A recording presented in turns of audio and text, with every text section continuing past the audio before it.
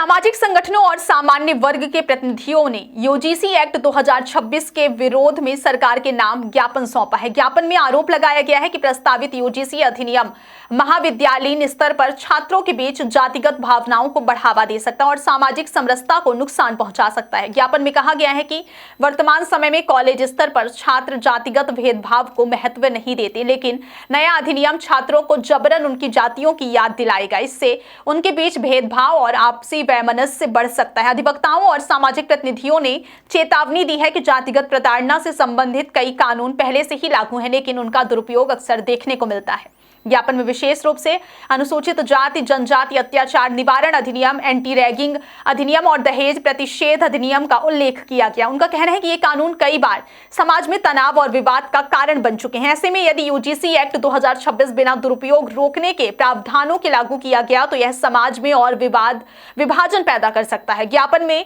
सरकार से यह भी मांग की गई है कि किसी भी कानून के दुरुपयोग पर कठोरतम सजा और भारी जुर्माने का प्रावधान किया जाए ताकि समाज में कानून का गलत इस्तेमाल रोका जा सके। साथ ही यह भी कहा गया है कि देश में जातिगत भेदभाव और सामाजिक अलगाव ना हो, यही सभी वर्गों की आकांक्षा है। अधिवक्ताओं और सामाजिक संगठनों ने अपील की है कि सरकार सामान्य वर्ग की भावनाओं को समझते हुए और संविधान की मूल भावना को ध्यान में रखते हुए ऐसा कानून बनाए जो जातिगत भेदभाव की बजाय समानता, सामाजिक न्याय और एकता की भावना से प्रेरित हो। यूजीसी को लेकर आप अधिवक्ताओं ने कमिश्नर को ज्ञापन सौंपा है, क्या कुछ है? हमारे सभी अधिवक्ता साथियों ने यूजीसी का विरोध किया है और संभागीय कमिश्नर को आज हम लोगों ने ज्ञापन सौंपा है।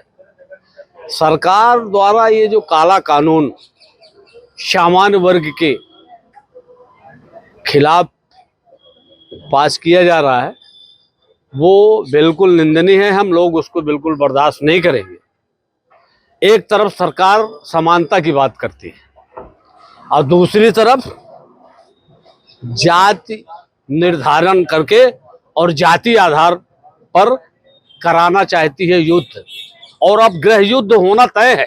अगर सरकार ने इसको वापस नहीं लिया यूजीसी को तो देश में गृह युद्ध तय है।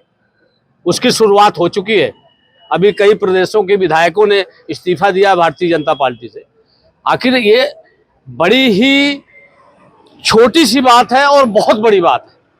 आज सामान्य वर्ग का कोई बच्चा 100 नंबर पाता है और SC ST का 20 नंबर पाता है तो वो डॉक्टर बन जाएगा, IAS बन जाएगा, कलेक्टर बन जाएगा। हमने 100 नंबर पाया, उसके लिए अपनी जमीन गिरवी रखकर कर्ज लेकर पढ़ाई की और लास्ट में 20 नंबर वाला डॉक्टर बन जाएगा, IAS बन जाएगा।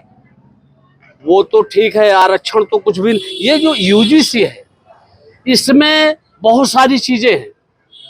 अगर ये पास हो गया ना तो देश में गृह युद्ध बिल्कुल निर्मित होना है। इसलिए हम लोग इसका विरोध शुरू किए हैं। अभी आज कमिश्नर साहब को ज्ञापन प्रस्तुत किए हैं। सरकार के पास अगर सद्बुद्धि है तो ये बिल वापस ले लेना चाहिए। अगर नहीं लिया गया तो आर पार की लड़ाई लड़ेंगे हम लोग। नाम बता दीजिए अपने। आनंद तिवारी एडवोकेट। यूजीसी बिल को लेकर आप लोगों ने कमिश्नर को ज्ञापन सौंपा है, क्या उस मांगे? भैया, इस देश का बहुत बड़ा दुर्भाग्य है कि मोदी जी कहते हैं बंटोगे तो कटोगे। पहले इन्होंने हिंदू मुस्लिम किया, अगड़ा पिछड़ा किया, अब ये शिक्षा के क्षेत्र में, शिक्षा के मंदिर में शिक्षार्थियों के बीच में यूजीसी बिल 2026 ला के और अनुवंश के आधार में, पैदाइश के आधार में अपराधी होने का प्रमाण पत्र बांट रहे हैं।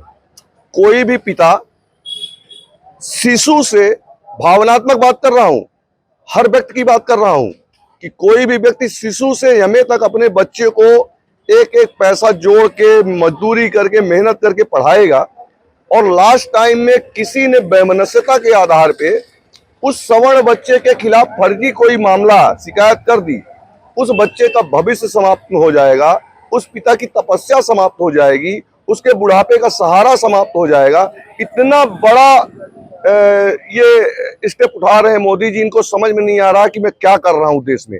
आज देश का भविष्य बर्बाद हो रहा है, बर्बाद हो जाएगा। उसका कौन जवाबदार होगा? मोदी जी जवाबदार होंगे कि जो हर व्यक्ति अपने अपने घरों में बैठ जाएगा, मुकदमे में अपराधी बन जाएगा, उसके जीवन यापन का कौन माध्यम होगा? इस चीज के लिए मोदी जी कभी नहीं सोच रहे हैं। शिक्षा के क्षेत्र में इस बिल को लाने की क्या आवश्यकता थी? शिक्षा का क्षेत्र तो शिक्षार्थ आइए सेवार्थ जाइए की परंपरा रही है। वहां तो विद्यार्थियों को देश का भविष्य बनाकर आगे बढ़ाया जाता है, देश का भविष्य चौपट करने की योजना बनाई जा रही है। मैं तो इस मुद्दे पे सभी नागरिकों से, आम आदमी से इस बात के लिए विनम्र अपील करता हूं कि इसका पुरजोर विरोध करें और अपने भविष्य को सुदृढ़ रखें।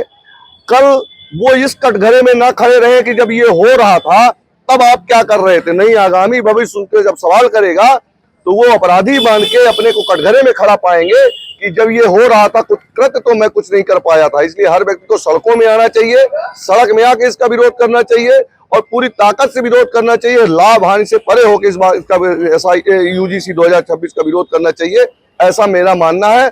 और आप पत्रकार साथी जो समाज का आईना है, तीसरे स्तंभ है, आप सबसे अपील करता हूं कि निश्चित रूप से इस मुद्दे को जितना ज्यादा से ज्यादा आगे बढ़ाया जा सके, समाज के बीच में लाया जा सके, विरोध करवाया जा सके, आप लोग विरोध करिए, मेरी विनती है आप लोगों से।